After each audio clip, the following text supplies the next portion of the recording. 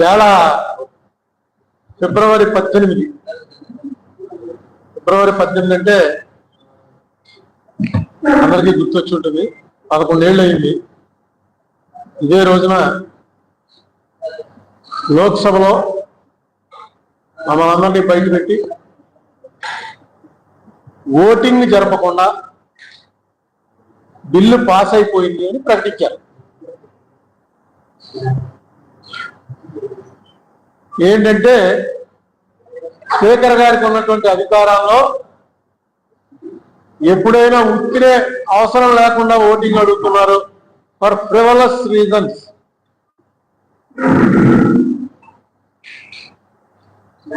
అంటే మొత్తం సభ్యులందరూ ఒకవైపు ఉండి ఎవడో ఒకళ్ళో ఇద్దరు సభ్యులు లేచి నాకు ఓటింగ్ పెట్టండి అంటే, పూర్వం ఓటింగ్ ఎలా ఉండేదంటే ఎలక్ట్రానిక్ లేదు. పూర్వం ఓటింగు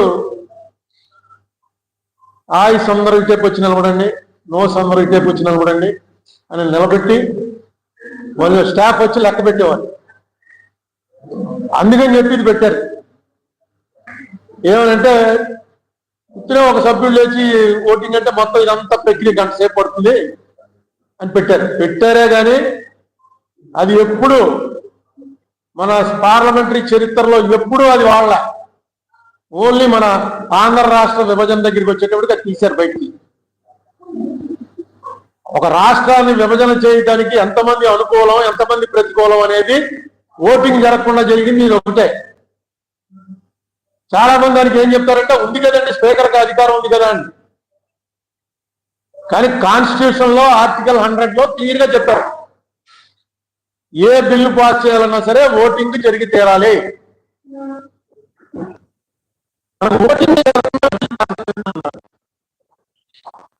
సరే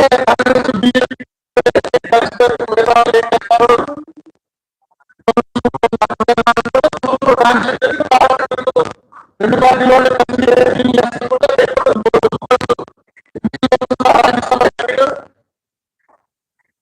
బీజేపీ వాళ్ళకి బిల్లు పాస్ పెట్టారట. మళ్ళీ పార్లమెంట్ ఎందుకు బీజేపీ వాళ్ళ ఇబ్బందికి పెట్టుకొని అక్కర్లేదు ఆ విషయం అంటే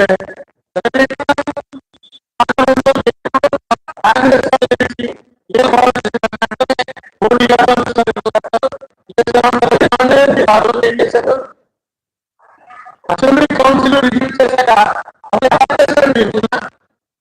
అమిత్ షా గారు ఆగస్టు 6, 2019 అసెంబ్లీ రిజెక్ట్ చేసింది, కౌన్సిల్ రిజెక్ట్ చేసింది. ఎలా చేశారు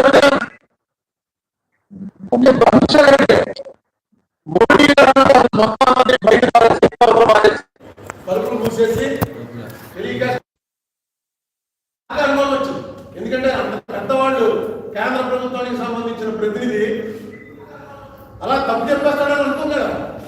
నాకే అనుమానం వచ్చి మా అలాంటి రమేష్ తో ఏమని ఏమంటాడంటే ఆయన ఏమైనా మనకి ఎందుకంటే 100 మంది ఉన్నాయి, మనం ఒక్కళ్ళ పట్టుకెళ్తాం. కానీ ఆ రోజు ఫైల్ చేసిన వాళ్ళు 100 మంది ఉన్నారు. ఒకవేళ ఎవరి దాంట్లోనే వేస్తారేమో ఉన్నట్టు ఎత్తుదామని ఎవరి దాంట్లో అసలు కేంద్ర ప్రభుత్వం ఇప్పటివరకు దాని మీద కౌంటరే వేయాలి, రాష్ట్ర ప్రభుత్వాలు వేయాలి.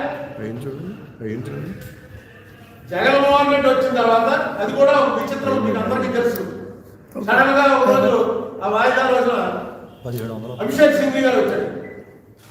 అభిషేక్ సింఘ్వి గారు వచ్చి ఎవరి తరఫున వచ్చాడో కూడా అర్థం అవ్వాలి. ఆయన వచ్చి ఈ కేసు మూసేయండి, ఇన్నేళ్ళు అయిపోయాక ఏంటి కేసు, పండోరా బాక్స్ ఓపెన్ చేసినట్టు అవుతుంది, దేశం అంతా రకరకాల గొడవలు వచ్చేస్తాయి, ఈ కేసు మీద చర్చ అవసరం, నాకు బాగా తెలుసు అని చూపించి ఇతను కొంచెం ఇంకా ఇమోషన్స్ లో బయటికి రాలేదు. అరుణ్ కుమార్ ఇంకా ఇమోషన్స్ లో ఉన్నాడు అంటాడు. నేను ఎవరి తరఫున వచ్చాడు కూడా అడిగితే ఆంధ్రప్రదేశ్ గవర్నమెంట్ తరఫున వచ్చి ఈయన ఎలా మాట్లాడుతున్నాడు ఏంట్రా అని బయటకు వచ్చి వెంటనే మీడియాతో మాట్లాడాను. ఇక్కడికి వచ్చి రాజమండ్రిలో ప్రెస్ మీట్ పెట్టాను. ఎంతకన్నా ఆంధ్రప్రదేశ్ గవర్నమెంట్ ఇలా చేస్తే జగన్మోహన్ రెడ్డి గారు సీఎం ఏంటంటే ఇది ఇలా జరిగితే ఎక్కడ జరిగిందో మరి మిస్కమ్యూనికేషన్ అనుకోవాలి. వెంటనే వాళ్ళు మన రామకృష్ణారెడ్డి గారు ప్రెస్ మీట్ పెట్టి లేదు మేము ఎప్పుడు కూడా దాన్ని సపోర్ట్ చేయలేదు, ఆ రోజు సపోర్ట్ చేయలేదు.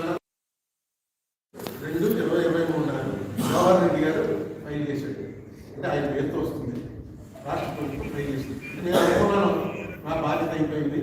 ఎందుకంటే ఇలాంటి పెద్ద పెద్దవి ఆ స్థాయి అడ్వకేట్లు అక్కడ మాట్లాడితేనే సుప్రీంకోర్టులో దాని వాల్యూ ఉంటుంది. వికాస్ సింగ్ అని ఆ రోజు బార్ ప్రెసిడెంట్, చాలా లక్షలు తీసుకుంటాడు ఆయన ఫీజు. ఆయన మనిషి వచ్చి ఫైల్ చేసేటప్పటికి అనుకున్నాం మేము, ఓహో అయిపోయింది రావు, మన బాధ్యత అయిపోయింది. ఇంకా రాష్ట్ర ప్రభుత్వం కేంద్ర ప్రభుత్వం వచ్చి చెప్తారు, చెప్పిన దాని మీద జడ్జి గారు చెప్తారు అని చెప్తే అనుకున్నాం. కానీ తర్వాత మళ్ళీ అది శ్రద్ధ లేదు, రాష్ట్ర ప్రభుత్వం అసలు గ్రహించారు. తర్వాత ఎవరో ప్లేటర్ గారు పెట్టారు, సీనియర్ ప్లేటర్ని, ఆయన వచ్చేవాడు కూర్చునేవాడు.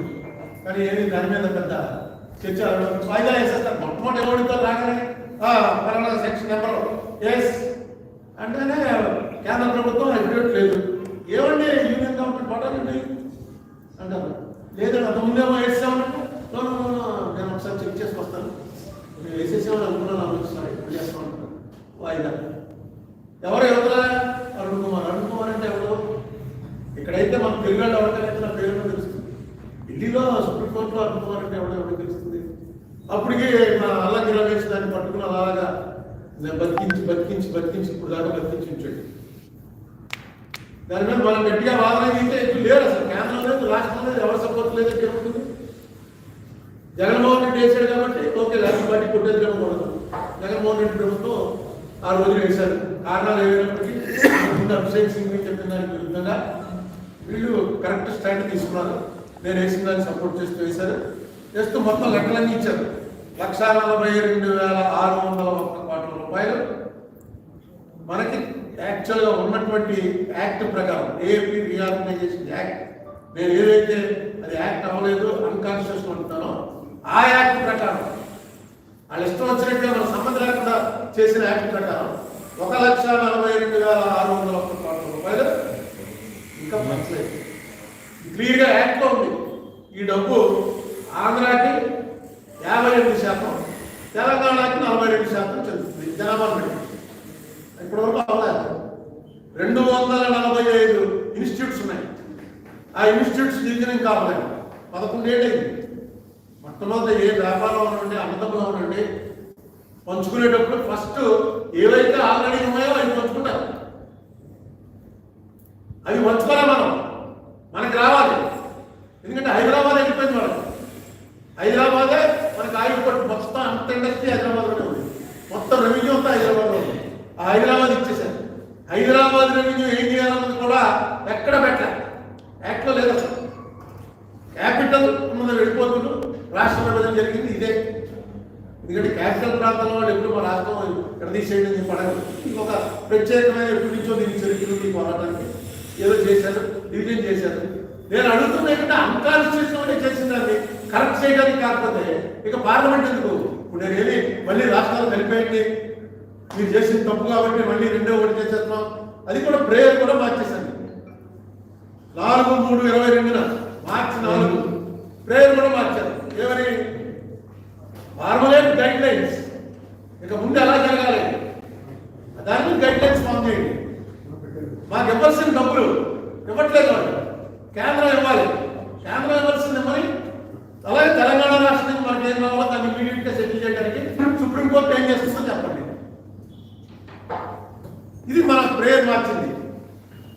దీని మీద కూడా వాళ్ళేమనుకుంటారో వీళ్ళేమనుకుంటారో అంటే అప్పుడే అన్ని ప్రభుత్వాలు అయిపోయి, తెలుగుదేశం 2సారి వచ్చేసింది, జగన్మోహన్ రెడ్డి ప్రభుత్వం అయిపోయింది. ఇప్పుడు ఎందుకు మళ్ళీ నాకు ఆశ ఏంటంటే పవన్ కళ్యాణ్ అనే మనిషి వచ్చి ప్రభుత్వంలో ఉన్నాడు. ఈ పవన్ కళ్యాణ్ గారు నాకు ఏ రకమైన పరిచయం లేదు. ఓ రోజు సడన్ గా ఫోన్ చేశాడు. ఫోన్ చేసి మాకు మధ్య పోయి ఇరుపక్షాల వాళ్ళకి తెలిసిన పలానా ఫ్రెండ్ ఉంటాడా, పలానా అల్లుబాబు చెప్పుకుంటాడు, ఇలా కూడా ఏం లేదు. ఆయన అసలు పరిచయమే లేదు. చిరంజీవి గారి పరిచయం ఉంది కానీ పవన్ కళ్యాణ్ గారి పరిచయం లేదు. ఆయన ఎప్పుడు నేను చూడలేదు. ఒకరోజు సడన్ గా మా ఇంటి దగ్గర మీరు అందరూ వచ్చారు. ఏంటంటే ఇప్పుడే పవన్ కళ్యాణ్ చెప్పాడండి టీవీలో అరుణ్ కుమార్ పిలుస్తున్నాను, ఫ్యాక్ట్ ఫైండింగ్ కమిటీ చేస్తున్నానని. నాకు అప్పుడు తెలియదు, ఎందుకంటే టీవీ చూడాలి. అప్పుడు సరే అని చెప్తే మళ్ళీ సాయంకాలం 7 గంటలకు అసలు పవన్ కళ్యాణ్ నాకు తెలవడం అప్పుడు చెప్తాను మీకంటే పవన్ కళ్యాణ్ ఫోన్ చేశాడు. చేసిన మనం కలవడానికి రావాలి అంటే మీరు ఎందుకంటే రావడం నేనే వస్తాను, నేను హైదరాబాద్ వస్తూనే ఉంటాను, నేను వచ్చినప్పుడు మీ దగ్గరికి వస్తాను. 7వ తారీఖు నేను ఫోన్ చేశాడు ఆయన, 11వ తారీఖున కలిశాను. హైదరాబాద్ వెళ్ళి 11 ఆయన కలిశాను. 15వ తారీఖున మేమిద్దరమే కూర్చుని 2 గంటలు చర్చించుకున్న తర్వాత 16వ తారీఖు ఫ్యాక్ట్ ఫైండింగ్ అని చెప్పి ఒక కమిటీ చేశాడు. దాంట్లో ప్రధాన పాత్ర అంతా ఐఏఎస్ వాళ్ళకి పొలిటీషియన్ నేను ఒక్కడే, అన్ని పార్టీలు పిలిచాడు. కానీ రాజకీయం నుంచి మనం అక్కడే ఆయన కూర్చోబెట్టుకున్నాడు వేదిక మీద. పక్కన పద్మనాభయ్య గారు, ఏపీ జయప్రకాష్ నారాయణ గారు, ఐవైఆర్ కృష్ణారావు గారు, చంద్రశేఖర్ గారు, ఐఏఎస్ పెట్టుకున్నాడు. పార్టీలు అందరినీ కొండల రామకృష్ణ గారు, సికే రామకృష్ణ గారు, పార్టీలు వాళ్ళందరూ వచ్చారు. ప్రొఫెసర్ నాగేశ్వర గారు వీళ్ళందరూ వచ్చారు, కూర్చున్నారు. వేదిక మీద మాత్రం నన్ను కూడా పక్కన కూర్చోబెట్టాడు. ఫ్యాక్ట్ ఫైండింగ్ రిపోర్ట్ 16వ తారీఖు సాయంకాలం 17, 16 రోజు మీటింగ్ అయింది. 74,542 కోట్ల రూపాయలు. ఇందులో ఎక్కువ పాత్ర ఉందంటే పద్మనాభయ్య గారు, ఆయన సీనియర్ పోస్టు ఐఏఎస్ ఆఫీసర్. మీ తరం వాళ్ళకి తెలియకపోవచ్చు, కానీ మా తరం వాళ్ళకి ఆ టైంలో ఎక్కడ ఏ ఆపరేషన్ అయినా కొంచెం క్రిటికల్ ఆపరేషన్ వచ్చిందంటే, అస్సాంలో గొడవైనా, సౌత్ నార్త్ ఈస్ట్లో గొడవైనా ఇమీడియట్గా ఎవరో ఆఫీసులో సెటిల్ చేయగలవాడంటే ఈ పద్మనాభయ్య గారు. ఆయన మన జిల్లాలోనే దగ్గర బాగా పద్మనాభయ్య అన్న పేరే అంటే మాస్లో ఆయన ఎక్కువ మీడియా ఇది లేదు ఆయనకి, కానీ డెఫినెట్గా ఆయనకు తెలుసు ప్రపంచం ఏం నడుస్తుంది, భారతదేశం ఏం నడుస్తుంది. ఆయన పెట్టండి, ఆయనకి ఆయన తయారు చేసి వచ్చాడు. ఆయన ఒకరోజు టైం తీసుకున్నాడు, ఒకరోజు 2 రోజులు కాదు 15 రోజులు టైం తీసుకున్నాడు. ఆయన మార్చి 3వ తారీఖున హైదరాబాద్లో ఆవాస్ అనే హోటల్లో మళ్ళీ ఇంకో మీటింగ్ పెట్టారు. ఆ మీటింగ్ వెళ్తే ఆ మీటింగ్లో ఆయన తయారు చేసుకొచ్చాడు, నేను పవన్ కళ్యాణ్ గారు. అందులో ఏ పాయింట్ వచ్చాలి, ఏ పాయింట్ తీసేయాలి. ఐవైఆర్ కృష్ణారావు గారు, చంద్రశేఖర్ గారు కూడా వచ్చారు. మొత్తం ఆయనదే ఖరారు చేశారు. అంత పద్మనాభయ్య గారు అంటే చాలా ఆయన తేల్చిన లెక్కే 74,542 కోట్ల రూపాయలు మనకి కరెక్ట్గా సెంట్రల్ నుంచి స్టేట్కి రావాల్సింది రాలేదు. ఏ ఇయర్లో 2018 చంద్రబాబు నాయుడు గారు. తర్వాత ఇది అయిపోయిన తర్వాత నేను చంద్రబాబు నాయుడు గారిని ఇలా మాకు తెస్తారని మాకు మీరు కాకపోతే మీ డ్రైవర్లు పంపండి, లేదా మీ అటెండర్లు పంపండి, ఎవరో ఒకరితో నా దగ్గర ఉన్న ఇన్ఫర్మేషన్ షేర్ చేసుకోవాలి. మీ ఉత్తరేసిన ఎవరో వస్తే ఎవడో ఒకరు వచ్చి నేను టీడీపీ వాళ్ళలో లేకపోతే నేను చంద్రబాబు రోజంటే కాదు, ఎవరో ఒకరు పంపండి అని చెప్పి అడుగుతుంటాను. సరే ఒక రోజున కవర్ వచ్చింది, మీ దగ్గర ఉన్న ఫైల్ అంతా పట్టుకుంటే ఏపీ రీఆర్గనైజేషన్ సంబంధించి. అదే రోజు 16/7/2018 అంటే ఈ పవన్ కళ్యాణ్ గారికి అయిపోయినటువంటి 4 నెలల తర్వాత మొత్తం ఫైల్స్ వచ్చాయి. నేను మధుబాది, చెరుకు రామారావు ఆయన వెళ్తే ఆయన చంద్రబాబు నాయుడు గారు గుంటూరు మీటింగ్కి వెళ్ళాడు. గుంటూరు మీటింగ్ అవుతుండగా వర్షం పడింది. మీటింగ్ అయిపోయి హెలికాప్టర్లో వెనక్కి వచ్చేస్తాడు అనుకుని నాకు అపాయింట్మెంట్ ఇచ్చారు. వర్షం వల్ల హెలికాప్టర్ అయిపోయింది. సరే నేను ఆయన ఎవరో గిరిజా శంకర్ గారు ఆయన సతీష్ చంద్ర వీళ్ళిద్దరికీ మొత్తం ఫైల్స్ అని చూపించాను. అయ్యా నేను ఇంకే చెప్పలేదు, ఇదిగో Rajya Sabha recorded version, Lok Sabha recorded, ఈ 2 వాళ్ళు ప్రింట్ చేసిన బుక్లు ప్రతిరోజు ఏం జరిగిందో సభలో వాళ్ళు ప్రింట్ చేస్తున్నారు. ఈ ప్రింట్ చేసిన బుక్లో చూడండి ఎలా ఈ బిల్లు పాస్ అయిందని అంటారు. ప్రింట్ అందులో బుక్ రాశాడు ఏమని, ఇగో అడిగాడు ఇది లేచి ఆవిడ ఏమందంటే స్పీకర్ గారు తల లెక్కెట్టేస్తున్నాడు, నో ఇది 376 అది ఉంది, దాని ప్రకారం ఓటింగ్ లేదు, ఆయస్ అందరం నిలబడండి, నోస్ అందరూ కూర్చోండి అంది అని 360 ఆయస్ 100 నోస్ బిల్లు పాస్ అయింది. నెక్స్ట్ సెకండ్ అలా మొత్తం చేయాలి. పాస్ చేయడం అంటే బిల్లు ఒకటి బిల్లు పాస్ అయిపోయిందంటే కుదరదు. ప్రతి సెక్షన్ ప్రజలు అడగాలక్క ఓటింగ్ పెట్టాలి, పాస్ చేయాలి. ఎందుకంటే కొంతమంది కొన్ని సెక్షన్లు నచ్చకపోవచ్చు. ఇక తర్వాత నుంచి మానేసింది అవన్నీ. వాళ్ళు లేచి అడుగుతూనే ఉన్నారు, రికార్డ్ అయింది, అమ్మ తల్ల ఎక్కడతామో తల్ల కూడా లెక్కట్లేదు అని ఓవైసీ సౌగత్ రాయ్ అని బెంగాల్ ఆయన వీళ్ళిద్దరూ ఇదే గొడవ మొత్తం రికార్డ్ అయింది. తల్ల కూడా లెక్కట్లేదు, అయిపోయింది పాస్ అయిపోయింది అన్నారు. అంతా 20 minutes క్లోజ్. ఇది చూపించారు. చూపించి దీని మీద మీ బాబు నేను చెప్పుకోవాలా, ఇలా చేస్తే కూడా మన బయటికి వచ్చేసి అందులో తెలుగుదేశం వాళ్ళు ఉన్నారు అంటుంటే లోపల ఫోన్ వచ్చింది. నేను ఇంకా చెప్పేసి వెళ్ళిపోదా ఉన్నాను.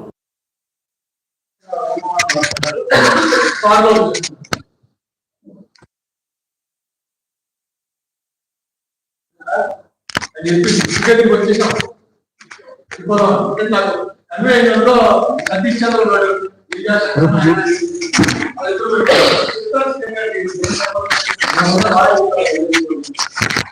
లేదండి మిమ్మల్ని ఆపేమన్నారు, వచ్చేస్తున్నారు ఆయన, అయిపోండి అన్నారు. అయిపోయాడు, వచ్చాడు ఆయన ఆశ్చర్యపోయాడు ఇవన్నీ చూసి. ఆ రోజు నేను ఢిల్లీలో ఉన్నాను, అద్వానీ రూమ్లో కూర్చున్నాను. ఇంత దారుణమా నాకు తెలియదు, ఇదంతా నాకు ఎవరు చెప్పలేదు, రికార్డు ఎవరు పట్టలేదు. చూడండి, అందుకనే నేను మొత్తుకుంటున్నాను. ఈ దారుణం ఏంటంటే వెంటనే ఢిల్లీలో వెళ్ళిపోయిన వెంటనే ఢిల్లీ మీటింగు, అక్కడ మీటింగ్ మా ఎంపీలందరినీ మీటింగ్ పెట్టుకుంటాను. ఏం చేయాలో, ఎంపీలు ఏం చేయాలో, ఎలా చేస్తే బాగుంటుందో చెప్పు, కోర్టులో వెంటనే ఎఫిడేవిట్ ఇచ్చేస్తాను అని చెప్పాడు. చెప్పి అది చెప్తున్నప్పుడు మొత్తం అందరం ఉన్నాం. సతీష్ చంద్రు, గిరిజాశంకరు, బాబీ, చెరుకూరు రామారావు, అది కాకుండా ఆల్పాటి రాజేంద్ర ప్రసాద్ ఇప్పుడు ఎమ్మెల్సీ క్యాండిడేట్, అతను మాకు ఏలూరులో లాలో అతను నేను కలిసి చదువుకున్నాం. అతను కూడా నేను వచ్చానని తెలిసి అతను కూడా గుంటూరు నుంచి వస్తూ ఆయనతో పాటు సీఎం గారితో పాటు ఆయన కూడా వచ్చి కూర్చున్నాడు.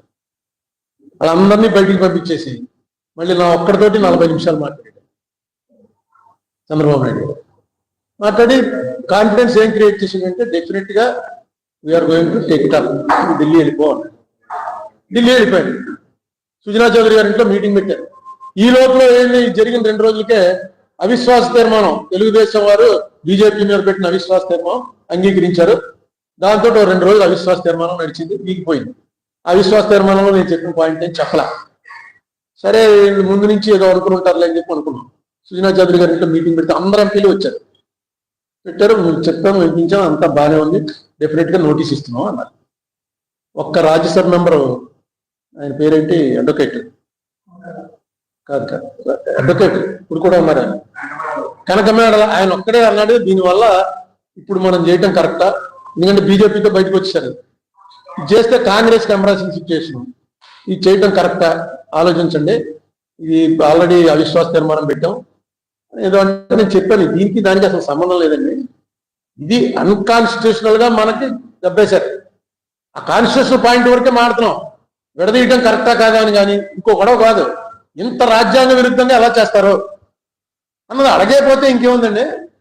మొత్తం కన్విన్స్ అయ్యారని నేను అనుకున్నాను, కానీ పని జరగలేదు. ఎన్నాళ్ళు చూసినా నోటీస్ ఎలా ఇవ్వాలో కూడా డ్రాఫ్ట్ చేసి పట్టుకెళ్ళి ఇచ్చాను, మళ్ళీ వాళ్ళకి తయారు చేసుకోవడానికి టైం పడుతుంది. అది జరగలేదు, కోర్టులో ఇటు జరగలేదు. ఇప్పుడు పవన్ కళ్యాణ్ గారు అనే ఆయన అన్నిటికన్నా ప్రధానమైనది ఏంటంటే ఆయన నేను కలవటం, ఇది మీకు అందరికీ తెలుసు. ఇదంతా అయిపోయిన తర్వాత జనవరి 2019 అంటే ఇంక ఎలక్షన్ 3 నెలల్లో ఉంది. మేము ఐలాపురంలో ఒక మీటింగ్ పెట్టాను, నేనే ఆహ్వానం, అన్ని పార్టీల వారికి ఆహ్వానం పంపి ఐలాపురంలో కొత్తగా రాబోయేటువంటి ప్రభుత్వం ఏం చేయాలి అన్న దాని మీద ఒక మీటింగ్ అండి, రావాలి అని చెప్పి అందరికీ లెటర్ రాస్తే జగన్మోహన్ రెడ్డి పార్టీ వారు మేము రాము, తెలుగుదేశం పార్టీతో మేము వేదిక పంచుకోం అని చెప్పేశారు. సిపిఎం పార్టీ వారు మేము రాము, నువ్వు బీజేపీని పిలిచావు కాబట్టి బీజేపీతో మేము వేదిక పంచుకోం అని వాళ్ళు రాలా. చంద్రబాబు నాయుడు గారు 2 మంత్రులను పంపారు, 3 ఐఏఎస్ ఆఫీసర్లను పంపారు, మొత్తం రికార్డ్ పట్టుకొచ్చారు. మన ఈయన వచ్చారు, ఫైనాన్స్ చెరుకూరి కుటుంబరావు, ఆయన వచ్చారు మీటింగ్. బీజేపీ నుంచి ఐవైఆర్ కృష్ణారావు గారు, సత్యమూర్తి అని ఆయన, వాళ్ళిద్దరూ వచ్చారు. పవన్ కళ్యాణ్ గారి పార్టీకి కూడా లెటర్ రాశారు, మీ పార్టీ నుంచి ఎవరినైనా పంపండి అని. పవన్ కళ్యాణ్ గారు వచ్చాడు, ఎవరినైనా పంపండి అనే రాశాను నేను అన్ని పార్టీలకి, మీ పార్టీ ప్రతినిధిని పంపండి. ఆయనే స్వయంగా వచ్చాడు. లీగల్ పొజిషన్ తెలుసుకోవడం కోసం నేను పర్సనల్ గా రిక్వెస్ట్ చేసి చలమేశ్వర్ గారిని పిలిచాను. అప్పుడు జడ్జిగా ఆయన సుప్రీంకోర్టు జడ్జిగా రిటైర్ అయి ఉన్నారు, చాలా అనుభవం ఉన్నవాడు కాబట్టి ఆయన్ని పిలిచాను, జాస్తి చలమేశ్వర్. ఆయన వచ్చారు. ఆ మీటింగ్ లో తీర్మానాలు ఏం చేశామంటే, రావాల్సినటువంటి 74,542 కోట్లే కాకుండా ఏదైతే అరుణ్ కుమార్ కేసు కోర్టులో వేసాడో, ఏదైతే పార్లమెంట్ లో మూవ్ చేయబడుతున్నాడో, ఆ రెండిటికి మేము పూర్తి మద్దతు ఇస్తున్నాం. అన్ని పార్టీలు కొంచెం సిపిఐ వాళ్ళు, ఎందుకంటే ఆ రామకృష్ణ గారు అన్నాడు మేము అప్పుడు సపోర్ట్ చేశాం కదా విభజనని, ఇది విభజన చేసింది తప్పు అన్నది ప్రేయర్ మార్చేశానండి. అది కాదు, కాన్స్టిట్యూషన్ నిలబెట్టకుండా పార్లమెంట్ నడిస్తే రాజకీయ పార్టీలు నోరు మూసుకుంటుంటే ఎలాగా, నాలాంటి వాడు ఎక్కడ సరిపోతాడు అన్న పాయింట్ మీద వారు కూడా అందరూ ఒప్పుకుని తీర్మానం చేశాం. ఏమని, వెంటనే రాబోయే ప్రభుత్వం దీన్ని సపోర్ట్ చేయాలని. సరే, ఆ ఎలక్షన్లో తెలుగుదేశం పార్టీ ఓడిపోయింది, పవన్ కళ్యాణ్ గారి పార్టీ ఓడిపోయింది, కమ్యూనిస్ట్ అక్కడికి వచ్చిన వాళ్ళు అందరూ ఓడిపోయారు. కమ్యూనిస్ట్ పార్టీలు, బీజేపీ పార్టీ వాళ్ళు కూడా అవి కూడా ఓడిపోయి జగన్ పార్టీ అధికారంలోకి వచ్చింది. ఈవేళ నేను ఈ ప్రెస్ మీట్ ఆశతో పెడుతున్నాను. ఇప్పుడు దాకా ఏదో మనం సంవత్సరేకం పెట్టినట్టు తద్దినం పెట్టినట్టు నేను 2015 18వ తారీఖు నుంచి మొదలుపెట్టాను.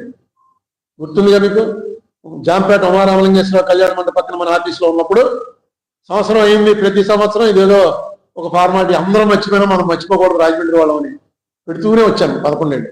ఇప్పుడు మాత్రం ఆశ వచ్చింది, ఎందుకంటే పవన్ కళ్యాణ్ ఇందులో ఈ ప్రభుత్వంలో పార్ట్నర్గా ఉన్నాడు, ఇంపార్టెంట్ పార్ట్నర్గా ఉన్నాడు. ఆయన ఒక్కసారి ఆ సినిమా ఇది తిప్పుతారు కదా, రింగులు తిప్పితే ఫ్లాష్ బ్యాక్లోకి వెళ్తారు. ఒక్కసారి పవన్ కళ్యాణ్ గారు ఫ్లాష్ బ్యాక్లోకి వెళ్ళండి అని మొన్న డిసెంబర్ 6వ తారీఖు, అంటే 2 నెలలు అయింది, డిసెంబర్ 6వ తారీఖున ఇంకో లెటర్ రాశారు. ఆ లెటర్ మీకు అందరికీ వచ్చే ఉంటుంది. వెంటనే మీకు పంపాను 2 రోజులు ఆగి. దుర్గేష్కి చెప్పాను, ఇదో లెటర్ పంపుతున్నాను, ఈ పవన్ కళ్యాణ్ గారు ఆయన మామూలుగా ఇలాంటి లెటర్లు బోల్డ్ వస్తూ ఉంటాయని పక్కన మారేస్తాడేమో అని దుర్గేష్కి ఒక కాపీ పంపించాను. ఆ లెటర్లో క్లియర్గా ఆయన ఎందుకు దీనికి నిలబడవలసి, ఇప్పుడు మీకు చెప్పిందంతా లెటర్లో చెప్పాను. నేను పవన్ కళ్యాణ్ గారిని కోరేది ఏంటంటే, ఇంక 2 రోజులు అసెంబ్లీ ప్రారంభం అవుతుంది. ఈ అసెంబ్లీ ప్రారంభమైనప్పుడు అందరూ కలుస్తారు. మీ ప్రమేయం లేకుండా అసెంబ్లీ ఏం జరగదు. ఖచ్చితంగా ఆ రోజున మనం ఏమనుకున్నాం, ఏపీ రీఆర్గనైజేషన్ చేయటం పార్లమెంట్లో, లోక్సభలో మనకు జరిగినటువంటి తీవ్రమైన అవమానం. ఎందుకంటే మీరందరూ ఎంత ఉద్యమం చేశారో మీకు తెలుసు, మీరే సాక్షి. అన్ని పేపర్లు, అన్ని టీవీ ఛానల్స్, అన్ని కాలేజీలు, అన్ని స్కూళ్ళు, ఎన్జిఓలు, లాయర్లు, మేము పొలిటీషియన్స్ మాకైతే రోజు మాకు చేత్కారాలు, బూతులు తిట్టించుకోవడాలు.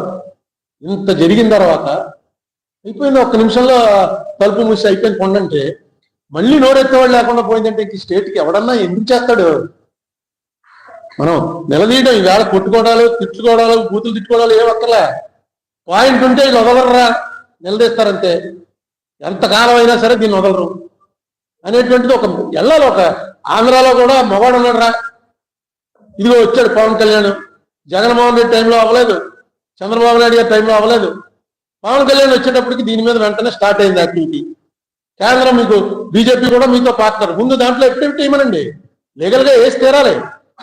నా కెపాసిటీ సరిపోక ఇక్కడ నా పాత్రలో ఎవడన్నా పెద్ద అడ్వకేట్, ఏ కపిల్ సిబల్ లాంటి వాడు, మీ సిద్ధార్థ లోదరా లాంటి వాడు, మొన్న వచ్చినటువంటి ముకుల్ రోహత్గి లాంటి వాడు ఉంటే కోర్టును బట్టి కడిగేస్తారండి. మనం ఏంటంటే కోర్టులో పద్ధతి, అదే ఆ పద్ధతి మారాలి కూడాను. సీనియర్ అడ్వకేట్ ఇస్తేనే టైం ఇస్తారు, చిన్న చిన్న వాళ్ళకి టైం ఇవ్వరు. అందుకే నేను ఏదో మాజీ ఎంపీని అది ఉంది కాబట్టి పక్కన కోర్టులో అందరికీ తెలిసిన వాడు, బాగా ప్రాక్టీస్ ఉన్నవాడు, అల్లంకి రమేష్ వాళ్ళ బ్యాచ్, అతనితో పెద్ద ఫర్ము, అందులో 7-8 అడ్వకేట్లు. నేను వెళ్ళినప్పుడల్లా వాళ్ళందరూ వచ్చి నిలబడతారు. దీంతో మనం మాత్రం ఈ మాత్రం ఉంటున్నారు అన్నమాట. లేకపోతే అవతరాలు అదే ఆంధ్ర గవర్నమెంట్ కరెక్ట్గా పెట్టిందనుకోండి మనిషిని, సరైన అడ్వకేట్ని అన్నాడండి. ఇది 2014లో వేసిన దాని మీద ఇప్పటివరకు అది విచారణే లేదా. ఒక్కసారి ఆవిడెవరో నాగరత్నమ్మ గారు అన్నావిడ, జోసెఫ్ అన్నాయన, వాళ్ళిద్దరూ ఉన్నటువంటి బెంచ్ లో ఆ ఒక్కసారి ఏంటిది ఎలా జరిగింది అని చెప్పి అడిగితే నేను ఒక 5 నిమిషాలు చెప్పే అవకాశం ఇచ్చారు. ఇచ్చి ఆవేళ డిస్మిస్ అవుతుందేమో అనుకుంటే డిస్మిస్ చేయలేదు. ఎందుకంటే ఇవన్నీ ఏమంటారంటే ఇన్ఫెక్చువస్ అయిపోయింది, ఎన్నో ఏళ్ళు అయిపోయింది, ఆంధ్ర తెలంగాణ అయిపోయింది, ఎవరికి లేని వీడికి ఎందుకని గొడవ, ఆ గవర్నమెంట్ మాట్లాడదు, ఈ గవర్నమెంట్ మాట్లాడదు అంట. కానీ అది తప్పది. చరిత్రలో మన మీద పడ్డ వీళ్ళని ఏం చేసినా వీళ్ళేం తిరగబడరా అనేటువంటి మార్క్ ఏదో పడిందో అది తప్పది. ఇవాళ పవన్ కళ్యాణ్ గారి మీద నాకు ఎందుకు నమ్మకం ఉందంటే, నాతో ఆయన చాలా డీటెయిల్డ్గా మాట్లాడాడు. ఆయన డెఫినెట్గా ఈ రోలో మనిషి కాదు, కొత్త మనిషి కాబట్టి చట్ట ప్రకారం మాట్లాడచ్చు. నెక్స్ట్ ఆయనకి ఏవి కూడా దాని ఏమంటారంటే స్కెలిటన్స్ ఇన్ కబోర్డ్స్ అంటారు. అంటే మనకేమన్నా అస్థిపంజరాలు ఉంటే వెనకాల బీరువాలో అంటే దాని అర్థం ఏంటంటే మన వెనకాల ఉన్న స్కాములు, మన వెనకాల ఉన్న కేసులు ఇలాంటివి ఉన్నాయనుకోండి, అది విప్పి తీస్తారని మాట్లాడకుండా ఊరుకుంటారు.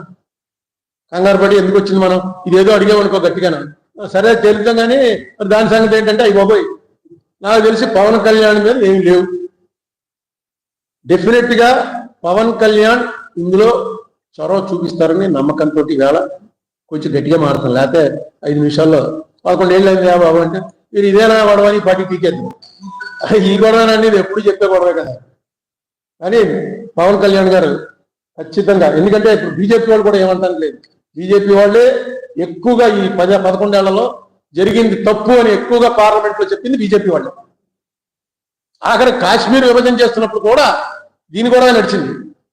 కాశ్మీర్ విభజన ఇదిగో చర్చ చేస్తున్నాం, మీరు ఎక్కడ చర్చ చేశారు, ఇదిగో ఓటింగ్ పెడుతున్నాం, మీరు ఎక్కడ ఓటింగ్ పెట్టారు అని ప్రతి దాంట్లో ఆంధ్ర ఎలా చేశారు, ఎవడిచ్చాడు మీకు ఆ కాన్స్టిట్యూషన్ రైట్, మమ్మల్ని అడుగుతారా మీరు అని ప్రతి దానికి రాజ్యసభ, లోక్సభ, మోడీ, అమిత్ షా ఇన్నిసార్లు అన్నా కూడా మనం దాని మీద చర్చ అడగాలి, పార్లమెంట్ లో, కోర్టులో ఎప్పుడు వేయాలి. వేయకపోతే మీ తరఫున వచ్చే పెద్ద ప్లేడరు గట్టిగా చెప్పాలి. ఇప్పుడు ఎవడైనా పెద్ద అడ్వకేట్ ఒకటి మీరు పెట్టేటప్పటికే అసలు ఒక మూమెంట్ వస్తుంది. ఇది చంద్రబాబు నాయుడు గారు వ్యతిరేకంగా జరగదండి అనడానికి ఆయన కాదు, నాతోటి మాట్లాడాడు ఆయన పర్సనల్ గా. చంద్రబాబు నాయుడు వ్యతిరేకం, నేను జగన్ తోటి మాట్లాడలేదు తప్ప చంద్రబాబు నాయుడు గారు ముఖ్యమంత్రిగా ఉన్నప్పుడు మాట్లాడాను, పవన్ కళ్యాణ్ గారితో మాట్లాడాను, కేసీఆర్ గారు ముఖ్యమంత్రిగా ఉన్నప్పుడు మాట్లాడాను, ఒక్క జగన్మోహన్ రెడ్డి ముఖ్యమంత్రిగా ఉన్నప్పుడు మాట్లాడలేదు. రాష్ట్రంలో అంశాల మీదే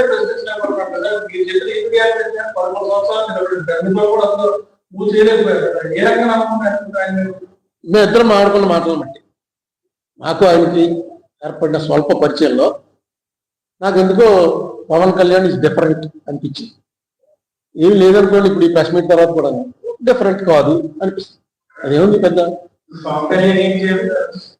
పవన్ కళ్యాణ్ కేంద్ర ప్రభుత్వం చేత ఎఫిడేవిట్ వేయించాలి, రాష్ట్ర ప్రభుత్వంలో అడ్వకేట్ జగన్మోహన్ రెడ్డి వేసిన ఎఫిడేవిట్ ఏదైతే ఉందో ఎఫిడేవిట్ చాలా విపులంగా డీటెయిల్గా వేసాడు.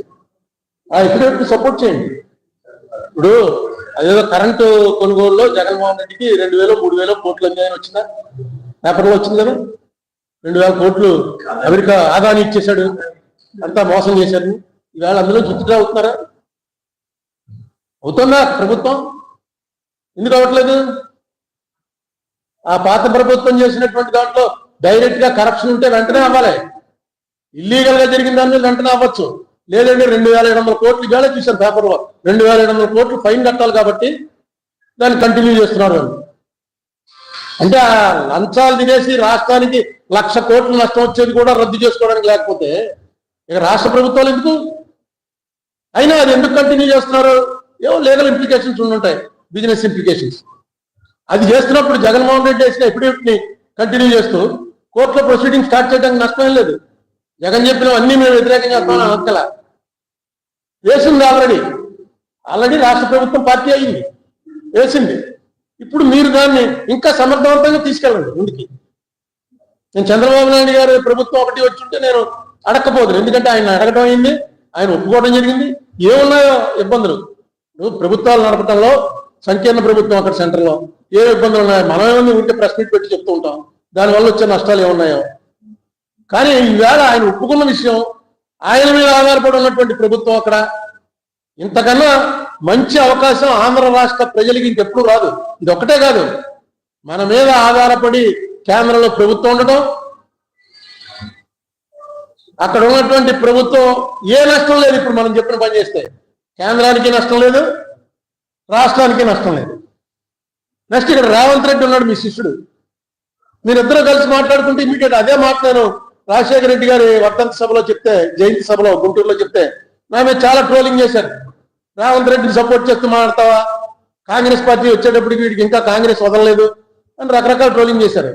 ఖచ్చితంగా కాంగ్రెస్ పార్టీ ఇప్పటికీ చెప్తున్నాను నేను, కాంగ్రెస్ పార్టీ ఇది డిసైడ్ చేయాల్సి వస్తే తెలంగాణలో కాంగ్రెస్ పోయినా పర్లేదు, కానీ ఏదైతే యాక్ట్ లో పెట్టామో ఆ యాక్ట్ లో ఇవ్వాల్సిందే అని చెప్పి తీరుతుంది.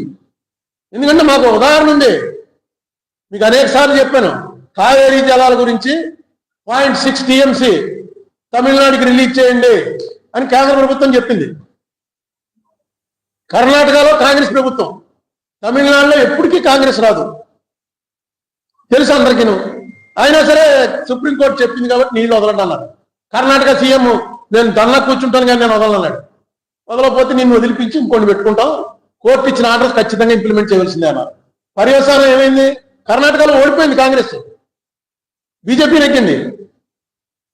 అలాగే ఇక్కడ ఆంధ్ర తెలంగాణ చూసాం కదా, మనం ప్రామిస్ చేసాం, మాట ఇచ్చాం, చేసేస్తాం అంతే. ఆంధ్రాలో ఏముండవు, డిపాజిట్లు ఉండవు అంటే పోతే పోయింది. మనం అన్న మాట నుంచి ఎలా వెనక్కి వెళ్తాం? చేసేసారు. ఆ ఉద్దేశంతో అన్నాను, రేవంత్ రెడ్డి అనేవాళ్ళు నాకేం క్లోజ్ ఫ్రెండ్ కాదు, ఏం కాదు. కాంగ్రెస్ ప్రభుత్వం ఖచ్చితంగా లా ప్రకారం వెళ్తుందని నాకు నమ్మకం. ఒక్క ఆంధ్రప్రదేశ్ డివిజన్ లో మాత్రమే అన్ని పక్కన పెట్టాలి, ఎస్టోసియేట్ చేశారు. దానికి కారణం బీజేపీ సపోర్ట్.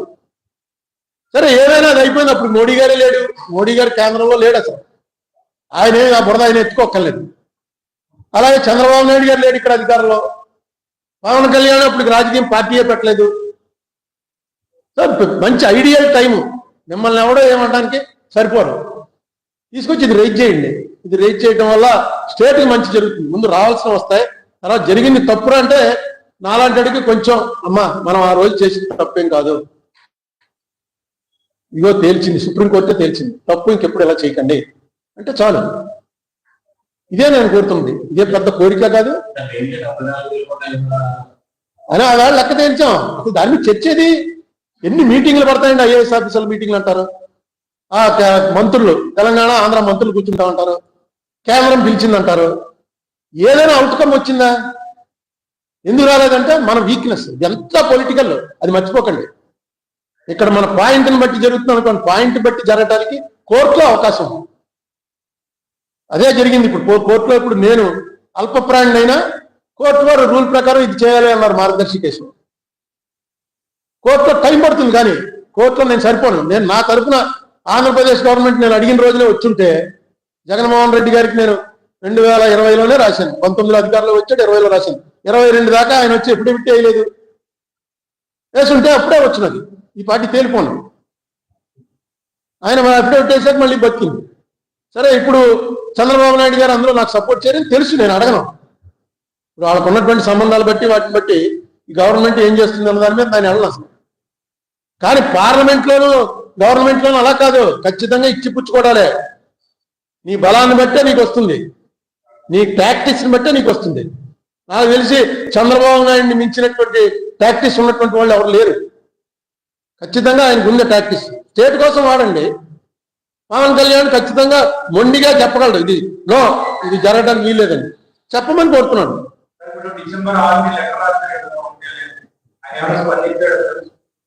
నాతోటి ఏమి స్పందించలేదు.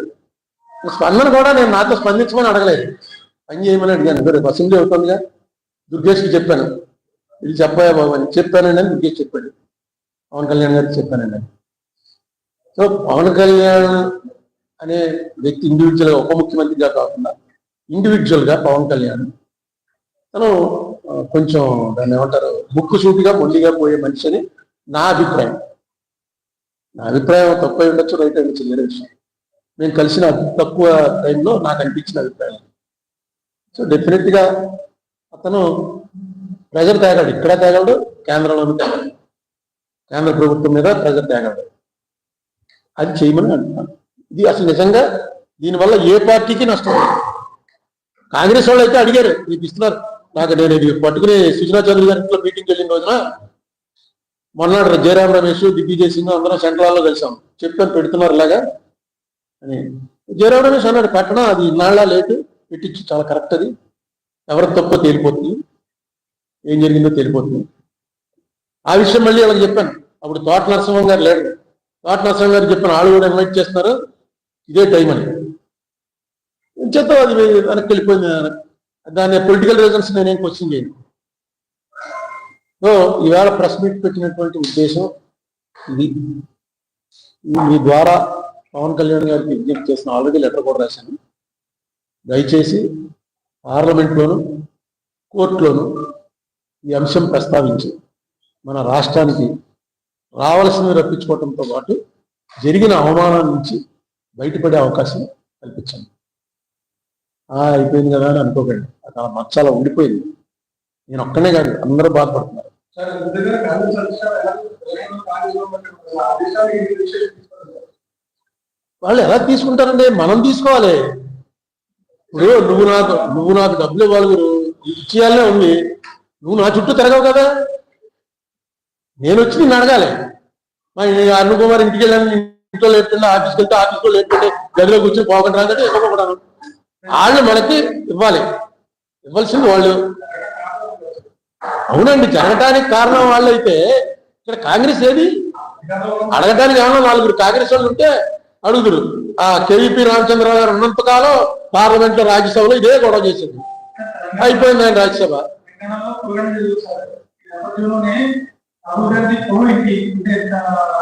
అది అందరికీ తెలియని విషయం ఏంటంటే, కులం అడిగితే ఎవడన్నా మామూలుగా చెప్పకూడదు. కులం అడగడానికి ఎవరికి రైట్ లేదు.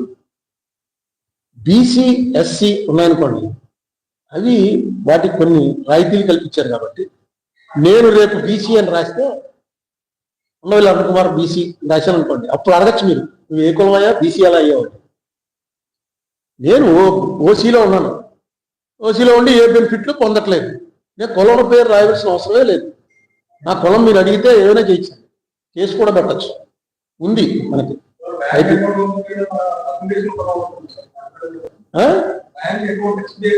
అందరూ పెట్టేస్తున్నారు, మనం ఎవడో అడగట్లేదు.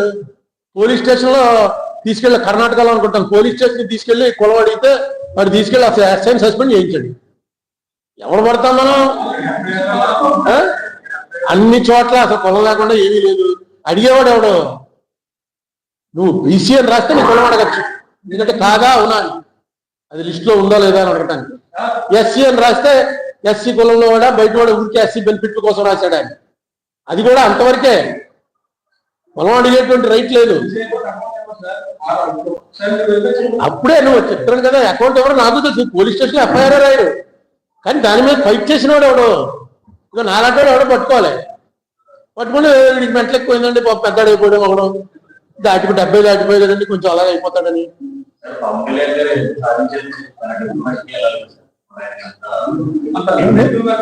అసలు ఇది ఇందులో ఏమిటి చెప్పండి సాధించేది? ఇందులో ఏముంది అసలు? ఇది సాధించడానికి ఏముంది? ఒక నోటీస్ ఇవ్వాలి, లోక్సభలో ఒక నోటీస్ ఇస్తారు. ఆ నోటీస్ కూడా ఏమని ఇవ్వాలని రాసి ఇచ్చాను. అమిత్ షా గారి పాలనా రోజున, మోడీ గారి పాలనా రోజున ఈ సభలో మాట్లాడిన ఈ మాటను బేస్ చేసుకుని ఆంధ్ర రాష్ట్రానికి అన్యాయం జరిగిందని వాళ్ళు అన్నారు. దాని మీద చర్చిద్దాం. డెఫినెట్ గా ప్రధానమంత్రి, హోంమంత్రి అన్న తర్వాత ఖచ్చితంగా చర్చించి తీరాలి. మనం వాళ్ళని ఏమి తప్పట్లేదు, వాళ్ళు రెడీగా ఉన్నారు. అనేక సార్లు లోక్సభలో ఛాలెంజ్ చేశాడు అమిత్ షా, దాన్ని చర్చిద్దామా రండి, ఆంధ్రప్రదేశ్లో ఏం చేశారో మీరు చెప్తాను అని అనేక సార్లు అన్నాడు. ఎవడో నోటీస్ ఇవ్వాలి. ఆ నోటీస్ ఇచ్చిన వాళ్ళు కొంచెం పార్టీ నోటీస్ అనుకోండి, ఇప్పుడు లీడర్ ఆఫ్ ద పార్టీ ఇచ్చాడు అనుకోండి, డెఫినెట్ గా దాని వాల్యూ వేరు. నాలాంటి వాడు ఒక సింగిల్ మెంబర్ ఇచ్చాడు అనుకోండి, దాని వాల్యూ వేరు, అది వెనక్కి వెళ్తుంది. ఎందుకంటే రోజు పార్లమెంట్ నడిచేదే 50 రోజులు 60 రోజులు నడుస్తుంది. అందులో ఇలాంటి షార్ట్ డిస్కషన్స్ ఉండేవే 10 ఎన్నో ఉంటాయి. ఆ 10 డిస్కషన్స్ లో ఏది ప్రయారిటీ అన్నది చూసుకుంటారు. ఈవేళ తెలుగుదేశం పార్టీ ఇచ్చింది అంటే చేస్తేరా లేదు.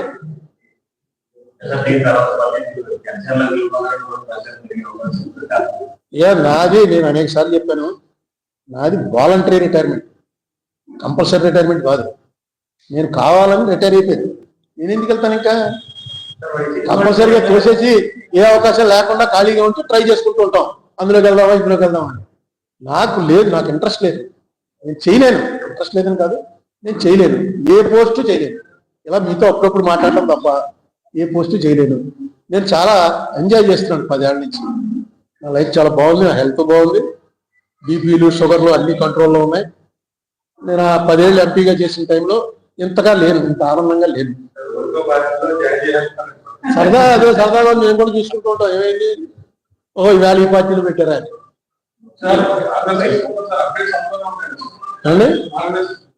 మార్గదర్శి మొత్తం అంతా కోర్టులో ఉంది కదా. నేను ఇక్కడ మీకు చెప్పేస్తే కోర్టులో ఏం చెప్పను.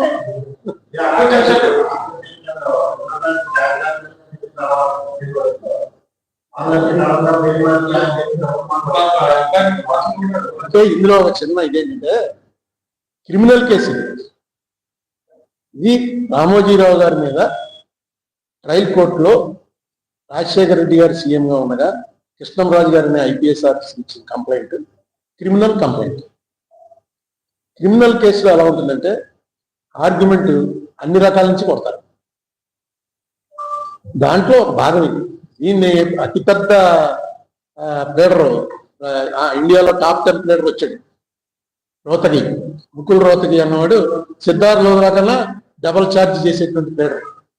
అతన్ని తీసుకొచ్చేటప్పటికి ఇది ఒక పెద్ద సెన్సేషన్ అయింది. కానీ యాక్చువల్గా క్రిమినల్ కేసుల్లో ఆర్గ్యుమెంట్ చెప్పేవాళ్ళు అన్ని ఆర్గ్యుమెంట్లు చెప్పేస్తారు. ఏంటి, ఫస్ట్ దొంగతనం చేయలేదండి అని చెప్తారు, నెక్స్ట్ దొంగతనం చేసిన రోజున ఇక్కడ ఊళ్ళో లేదండి అని చెప్తారు, నెక్స్ట్ దొంగతనం చేయడానికి కళ్ళు కలమడం అని చెప్తారు. అన్నీ ఏదో ఒకటి క్లిక్ బెనిఫిట్ ఆఫ్ డౌట్ మీద ఉంటుందంతా, ఏదో ఒకటి క్లిక్ అవుతుంది కదా. అలాగే వాళ్ళు వచ్చి ఈ చెప్పిన వాదన, వాళ్ళు చేసే వాదన అన్ని కేసుల్లో అందరూ చేస్తారు. కానీ ఇక్కడ చిన్న ఇదేంటంటే ఎవరికైతే సంబంధం లేదు కొడుకునే అన్నారో కొడుకే వేసాడు పిటిషన్. ఆయన ఒక 3 నెలలు 4 నెలల క్రితం నా తండ్రి గారి ఇదే కేసులో, నా తండ్రి గారిది వారసత్వం నాది, నేను ఇప్పుడు హెచ్యుఎఫ్ కట్టని, అందుకు నీ లిటిగేషన్లో పాల్గొనే అవకాశం నాకు ఇవ్వండి అని ఆయన ఒక పిటిషన్ వేసాడు. ఆ పిటిషన్ వేస్తే నేను ఆన్లైన్ అపీర్ అవుతున్నాను, జడ్జి గారు నన్ను అడిగాడు, నీకు ఏమైనా అభ్యంతరం అని. నాకు అర్థం లేదండి అసలు అని చెప్పారు. నాకు అర్థం లేదండి అసలు, ఎందుకు ఈ పిటిషన్, ఎందుకు ఇప్పుడు అది అవసరం లేదు, వేసారు. ఎందుకు వేసారో మరి, ఏదో లీగల్గా వాళ్ళ ప్లాన్ వాళ్ళకి ఉంటుంది.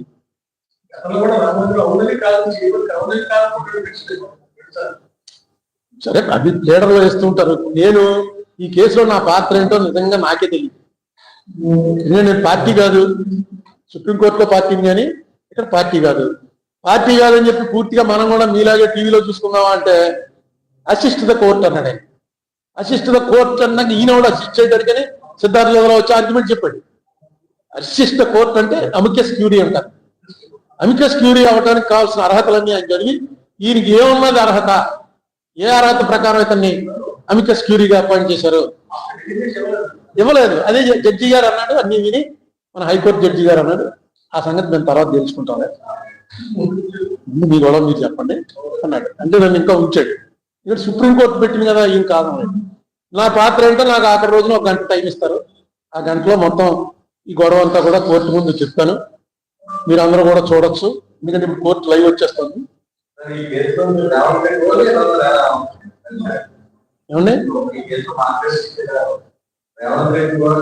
రేవంత్ రెడ్డిని కలిసి నేను అడగడానికి నా ఇదే చెప్తున్నాను. ఇప్పుడు నా స్థాయి ఏంటి, నా అర్హత ఏంటి అన్న దాని మీద చాలా కాన్ఫ్లిక్టింగ్ గా వచ్చాయి.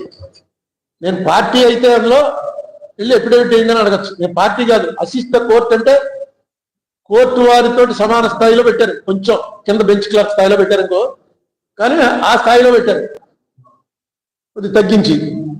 అంచేత దీని మీద పోనీ అలా ఇటేపు వచ్చి ప్లేడర్ చదువుకున్న కూర్చుని మనం మాట్లాడచ్చా అంటే అది లేదు. కోర్టు వారు ఏమన్నా అడిగితేనే నేను నోరిపోవాలి తప్ప నేను అనుకోవడం.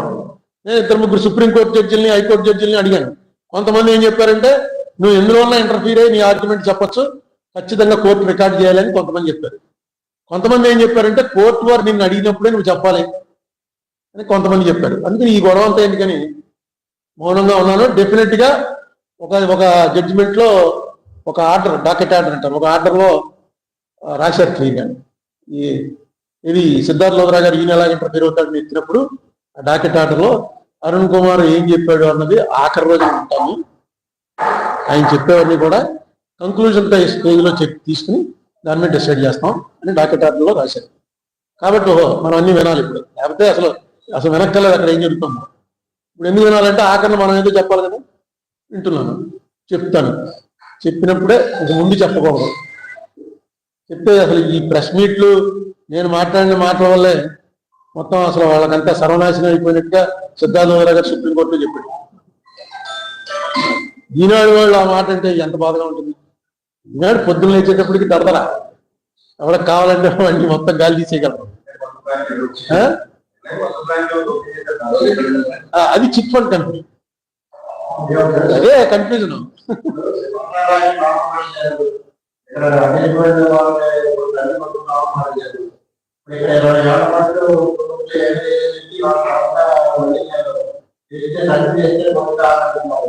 నేను అనేక సార్లు ఇక్కడ చెప్పాను, మళ్ళీ చెప్తాను. ఈ కోర్టులో శిక్ష పడిందా లేదా అన్నది నేను ఏనాడు కూడా తీవ్రంగా పరిగణలోకి తీసుకోవాలి. రామోజీరావు గారిని కానీ వారి సంస్థలను కానీ నాశనం చేయాలని అనేటువంటి ఉద్దేశం కానీ ఆ కక్ష కానీ నాకు ఉండే అవకాశమే లేదు. మనంతా లోక సంస్థ సుఖినోభవం. కానీ ఒక విద్యదాచరతి శ్రేష్ఠ, అనేక సార్లు చెప్పాను ఈ శ్లోకం. విద్యదాచరతి శ్రేష్ఠ తత్త దేవేతరో జన సయత్ ప్రమాణం కురితే లోకస్థదనువర్తతే. ఒక ఫామ్లో ఉన్న శ్రేష్ఠుడైనటువంటి వ్యక్తి తప్పు చేస్తే మొత్తం సమాజం అంతా కూడా అది ఫాలో అవుతుంది. కృష్ణుడు అర్జునుడు చెప్తాడు, యుద్ధంలోంచి నువ్వు పారిపోయావంటే ఓహో ఇది కరెక్ట్ అనమాటని రేపు నుంచి అందరూ పారిపోవడం మొదలెడతారు. నీకు పారిపోవాలని ఉన్నా సరే నువ్వు శ్రేష్ఠుడైనటువంటి వ్యక్తి కాబట్టి దెబ్బలాడవలసిందే. అదే రామోజీరావు గారు లాంటి ఒక పెద్ద మొఘల్, మీడియా మొఘల్, ఇది అందరికీ తెలుసు, దేశం మొత్తం మీద హైయెస్ట్ ఇన్ఫ్లుయెన్స్ ఉన్న వ్యక్తి చట్టం అంటే తీసి పక్కన పారేసినప్పుడు అతను ఏమి చేయలేకపోతే మామూలు వాళ్ళు ఎందుకు పాటిస్తారు చట్టం? ఇందులో జరిగింది తప్పు అని కోర్టు చెప్పిన రోజున నేను అయిపోయినట్టే, నా వారు ఆల్రెడీ నా వారు అయిపోయినట్టే లెక్క. ఎందుకంటే రిజర్వ్ బ్యాంక్ చెప్పేసింది. రిజర్వ్ బ్యాంక్ వచ్చి ఎప్పుడైతే కోర్టులో ఎప్పుడైతే వేసిందో ఈ తప్పు చేస్తున్నాడు అనేక సార్లు హెచ్చరించాం, మా మాట లెక్క చేయలేదు, మా దగ్గర మెల్లన్ మెషిన్ లేదు కాబట్టి మేము ఏం చేయలేకపోయాం, రాజశేఖర రెడ్డి ప్రభుత్వం కాదు చేసింది, ఇది మేము చేయమంటే చేశాడు. ఇదే మాట మేము ఎన్నిసార్లు చెప్పినా కాదు కాదు కాదు అన్నారు.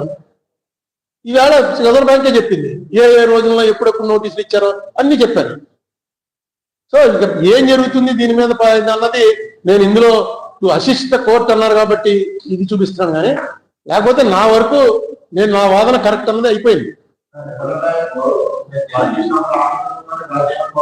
అదే చెప్తున్నాను అనేక సార్లు.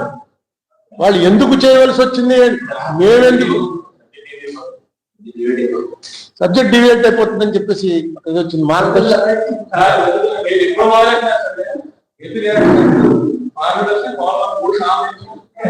పోలవరం మీద ఏంటంటే ఒక చిన్న మాట, పోలవరం మీద మొన్న ఒక నాకు పోలవరం మొదటి నుంచి కూడా ఎన్విరాన్మెంటలిస్టులు అందరూ కూడా ఎన్వైరన్మెంటలిస్ట్ ఉంటారు. ఒక ఆయన ఇక్కడ మనకి పతంజలి శాస్త్రి గారు, ఇంకో ఆయన శివాజీ గారు అని చెప్పి వైజాగ్లో ఉంటారు. వీళ్ళంతా శివాజీ గారు నాకు ముఖ పరిచయం లేకపోయినా ఫోన్లో ఫోన్ చేస్తున్నారు, కొట్టుసరాయి. వీళ్ళందరూ పోలవరం చాలా డేంజర్, రాజమండ్రి కొట్టుకుపోతే జాగ్రత్త అని చెప్పి అంటూ ఉండేవారు. మనం ఎప్పుడు దాన్ని ఇలాగే అంటారులే ఎన్వైరన్మెంటలిస్టులు, ఎందుకంటే అడవులు పోతాయి, నిజంగా దానివల్ల నష్టం ఉండొచ్చు, కానీ వాటర్ కదా మెయిన్ అనే ఉద్దేశంలో ఉండేవాడిని.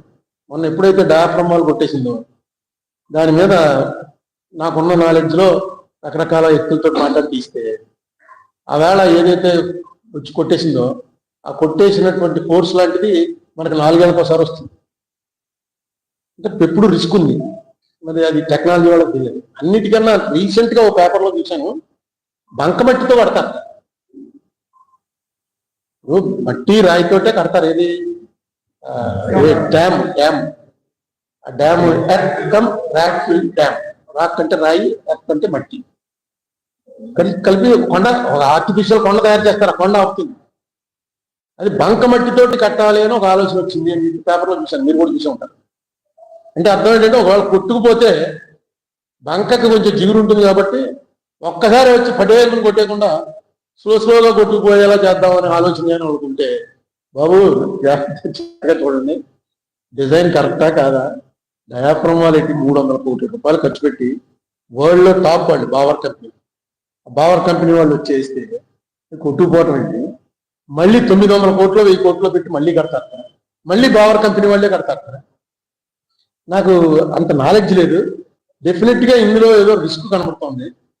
దానికి తగ్గట్టుగా గవర్నమెంట్ వారు మాట్లాడుకుని పిలిచి ఏదో మనం ఇంత డబ్బు ఖర్చు పెట్టేసి వెళ్ళిపోయే వెనక్కనేటువంటి బ్యాడ్ వస్తుందేమో అని ఇంకోటేమో ఫీల్ అవ్వకుండా ఇటువంటి వాటిలోనే పవన్ కళ్యాణ్ గారు కొంచెం సీరియస్గా ఇన్వాల్వ్ అవ్వాలి. అసలు యాక్చువల్గా పిలిచి ఆ డిజైన్ వాళ్ళతో కూర్చుని ఏంటి డిజైన్ ఆగుతుందా లేదా, ఇలాంటివి ఎక్కడ కట్టారు, ఈ టైప్ ఆఫ్ శాండ్ ఉన్న చోట ఎక్కడెక్కడ జరిగింది, వరల్డ్లో ఎక్కడ కట్టారు, నిలబడ్డాయా పోయాయా, ఇవన్నీ తెలుసుకోవాలి. రాజశేఖర రెడ్డి గారి గవర్నమెంట్ అని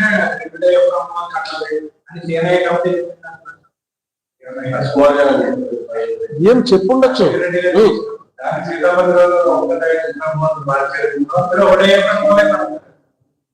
అది అదే చెప్తుంది. ఇవన్నీ ఎవరికి నచ్చింది. ఇంజనీర్లు కూడా వాళ్ళ ఐడియా ఒకలా ఉంటుంది. ఒక ఆయన ఆయన ఉండేవాడు, తోట హనుమంతరావు గారు. ఆయన ఏమంటాడంటే అసలు ఈ రాక్ఫీల్డ్ డ్యామే తప్పు అన్నాడు. ఎందుకంటే ఈ డ్యామ్ అయినా నిలబడదో పోతుంది, తప్పిది. 4-5 ప్లేసులు చెప్పాడు ఆయన. చెప్పి ఈ 4-5 ప్లేసుల్లో ఆనకట్టలు కట్టండి, ఇక్కడెంత ఇక్కడెంత ఇక్కడెంత. రాజశేఖర రెడ్డి గారు అన్న ఏం చేశాడంటే ఒక టీమ్ ఆఫ్ ఇంజనీర్స్ ని ఆయన దగ్గరికి పంపాడు. ఆయన దగ్గరికి తోట హనుమంతరావు ఇంటికి. అందులో మన వెంకటేశ్వరరావు కూడా ఉన్నాడు. ఎవరో ఇక్కడ సిఈ చేశాడు. ఇప్పుడు మళ్ళీ ఆయన సిఈ. ధవళేశ్వరం వెంకటేశ్వరరావు ఉండేవారు కదా, ఆయన చంద్రబాబు టైంలోనూ ఆయనే, జగన్ టైంలోనూ ఆయనే, మళ్ళీ ఇప్పుడు ఆయనే.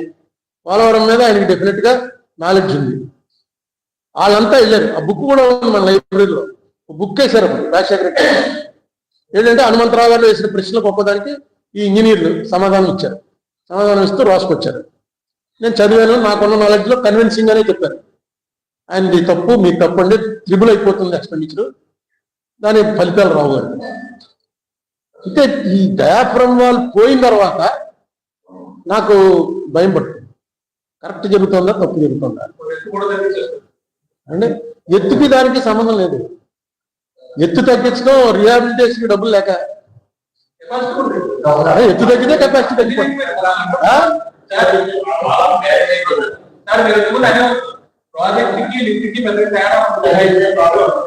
మీకు ఎత్తు తగ్గించడం అనేది అసలు ఆ ప్రాజెక్టు తీసి పక్కన మారేయచ్చు.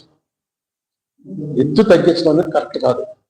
జగన్మోహన్ రెడ్డి టైంలో కూడా ఫస్ట్ ఫేజ్ పార్టీ 1 అంటే అప్పుడు నేనేదో ప్రెస్ మీట్ పెడితే నాకు కౌంటర్గా ఎవరో ఒక ఆయన వచ్చి కావాలంటే వచ్చి టేపెట్టి కొలుచుకో, అన్ని మీటర్లు పెడతాము అని చెప్పి అన్నాడు ఆయన.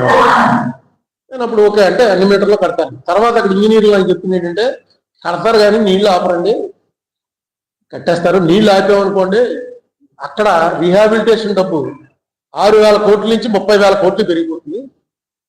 అందుకే నీళ్లు ఆపకుండా 41 దగ్గర నీళ్లు ఆపుకుంటూ 45 ఎంతో మీటర్లు ఉంది యాక్చువల్ దీంట్లో 40 దాకా కట్టేస్తారు. కానీ అక్కడ దాకా నీళ్లు ఆపరు, గేట్ల కిందే పెడతారు. ఈ 41 దగ్గర నీళ్లు ఆపుకుంటారు. ఎందుకంటే సుప్రీంకోర్టు జడ్జిమెంట్ ప్రకారం 6 నెలల ముందే వాళ్ళకి రిహాబిలిటేషన్ అయిన తర్వాత ఇక్కడ నీళ్ళు ఆపాలి. ఇదంతా రెడీ అయిపోయినా నీళ్ళు ఆపడానికి 6 నెలల ముందే వాళ్ళందరినీ కూడా సెటిల్ చేయాలి. ఇలా వల్ల ఏం పని కాదు. అందుకనే 41 అన్నారు. ఈ జగన్ టైంలో కూడా 41కి ముందు పూర్తి చేద్దామని అనుకున్నాడని నేను అనుకుంటున్నాను. ఏమంటే ఇవన్నీ జగన్ తగ్గించడానికి ఒప్పుకోడు, ఆయన తగ్గించడానికి ఒప్పుకోడు, ఇవన్నీ తప్పు. నాకు మొన్నే తెలిసింది ఈ కాఫర్ డ్యామ్ ఎందుకు కొట్టేశారు. కాఫర్ డ్యామ్ కట్టేసింది, పూడ్చలేదు, కొట్టేసింది. అందుకే అందులోంచి వాటర్ వచ్చేసి జగన్ చెప్తున్నాడు కదా, అసెంబ్లీలో చెప్పాడు. వాటర్ ఫోర్స్ గా వచ్చింది, కొట్టింది, ప్లాట్ఫామ్ వల్ల పోయింది. కారణం ఏంటంటే ఆ కాఫర్ డ్యామ్ అనేది ముయ్యాలి, ముయ్యలేదు. అదే కదా చెప్పింది. కాఫర్ డ్యామ్ ఎందుకు ముయ్యలేదు అన్న దాని మీద చంద్రబాబు నాయుడు గారు వాళ్ళు చెప్పేది ఏంటంటే కాఫర్ డ్యామ్ మూస్తే ఏదో అవుతుంది, అది అవుతుందని వాళ్ళు చెప్పారు. దానికి సమాధానం యాక్చువల్ గా ఏంటన్నది మొన్న నాకు హైదరాబాద్ లో ఈ పోలవరం ఇంజనీర్లు అందరూ ఒక చోట కలిశారు. ఆ కలిసిన చోట వాళ్ళు చెప్పింది ఏంటంటే ఒక నోటీస్ ఇచ్చారు అక్కడ పల్లెటూరు నుంచి. ఆ నోటీసు ఎవరికి ఇచ్చారు? సెక్రటరీ ఇరిగేషన్, కేంద్ర ప్రభుత్వం, ఎందుకంటే కేంద్ర ప్రాజెక్ట్. ఆ నోటీసులో మమ్మల్ని రీహాబిలిటేట్ చేయకుండా మీరు కానీ కాఫర్ డ్యామ్ మూసేశారా మేము మునిగిపోతాం, చర్యలకు సిద్ధంగా ఉండండి అని నోటీస్ వచ్చింది. ఆ ఆఫీసులో కూడా 6 నెలలు వెళ్ళిపోతాట. ఆ నోటీస్ వెంటనే ఇక్కడికి పంపి మూయడానికి వీల్లేదు, ఎట్టి పరిస్థితుల్లో నేను కోర్టు చుట్టూ తిరగలేను, ఇదిగో నాకు ఇచ్చారు నోటీసు అని అంట. అంటే ఇది మూయలేదు. ఎందుకంటే కేంద్ర ప్రాజెక్ట్ కదా, వాళ్ళు చెప్పినట్టు చేయాలి. పోయింది. ఇంత చిన్న విషయం చెప్పడానికి తెలుగుదేశం వారికి కూడా తెలిసి ఉండదు. ఇది ఎందుకు మీలేదు అంటే జగన్ మూయాలండి, మనం మూయడం ఏంటి, జగన్ వచ్చాక కొట్టింది కదా అని వీళ్ళు. జగన్ ఏమో మీరు తప్పేసి పోయారు, ఆ కన్నం నుంచి మొత్తం కొట్టేసింది, మొత్తం పోయిందని వీళ్ళు. ఇది ఎవరో ఇంజనీర్ చెప్తే ఆశ్చర్యపోయింది. చెప్పొచ్చు కదండి ఓపెన్ గాను.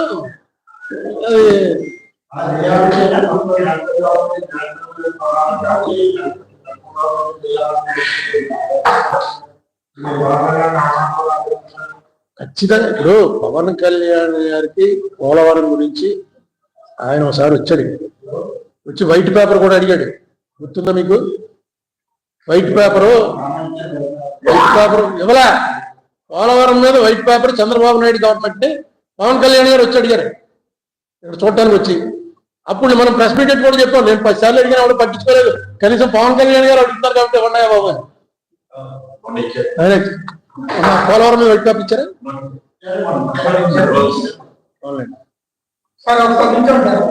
ఇంకెక్కడి నుంచి గుంజీలా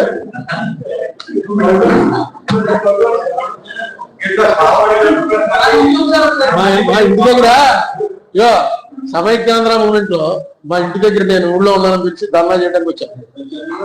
ఒక 50-60 మంది వచ్చితే వర్షం పడుతుంది. మొత్తం మీరు అందరూ కలిసి ఇలా రండి, వర్షంలోకి వచ్చి చెప్తే ఉంటుంది ఇంపాక్ట్ అని. అందరూ వర్షంలోకి వచ్చారు. ఈ లోపల ఎవరిదో చొక్కా తడిసిపోయింది, చొక్కా ఇప్పేస్తున్నారు. అందరూ చొక్కాలు ఇప్పింది. మీరందరూ నేను నిలబడి చొక్కాలు కలిపించేసి ఆఖరికి మా ఇంట్లో భోజనం పెట్టించాం. అందరూ మనకు తెలిసిన వాళ్ళే కదా, 50 మంది వస్తున్నారని భోజనాలు పెట్టితే ఇక్కడ భోజనం చేస్తే ఇంకేమైనా ఉందా అని ఎదురుగుండా ఫ్లాట్ లోకి భోజనాలన్నీ మార్పించి మీరు ఏం చెప్తే అది నుంచో